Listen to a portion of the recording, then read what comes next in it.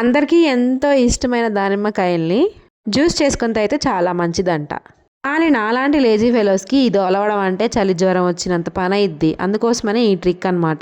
దానిమ్మకాయల్ని ఇలా 4 ముక్కల్లాగా కట్ చేసుకొని వెనక తిప్పి ఇట్లా ఏదో ఒక స్పూన్ తీసుకొని వెనక వైపు నుంచి కొట్టాలి. అప్పుడు అవి ముందు వైపు రాలి కింద పడిపోతాయి అన్నమాట. ఇప్పుడు చూడండి మొత్తం గింజలన్నీ కింద పడిపోయాయి. ఇలా తీసుకున్న గింజల్ని చాలా పల్చటి ఒక కర్చీఫ్ తీసుకొని ఆ కర్చీఫ్లోకి అయితే వేసేసుకొని జ్యూస్ని అయితే పిండుకుందాం. ఇలా కర్చీఫ్ తీసుకున్న తర్వాత అందులో దానిమ్మకాయలు వేసుకొని 4 వైపులా పట్టుకొని మధ్యలోకి అయితే పిండాలి. అలా పిండినట్టయితే విత్తనాలు ఏమాత్రం రాకుండా చాలా ప్యూర్గా దానిమ్మకాయ జ్యూస్ అయితే పడుతుందన్నమాట. ఇలా మీకు ఈ ట్రిక్ ఎంతమందికి తెలుసో కామెంట్ చేసేయండి. అబ్బా ఏం మొలుస్తాంలే ఏం తాగుతాంలే అనిపించింది కదా దానిమ్మకాయలు చూస్తే. నేను కూడా ఆ బ్యాచే. నాలాంటి లేజీ ఫెలోస్ కోసమే మా మమ్మీ ఒక ట్రిక్ అయితే చూపించింది. సో చూసారు కదా చాలా ప్యూర్గా ఎంత ప్యూర్గా వచ్చింది దానిమ్మకాయ జ్యూస్.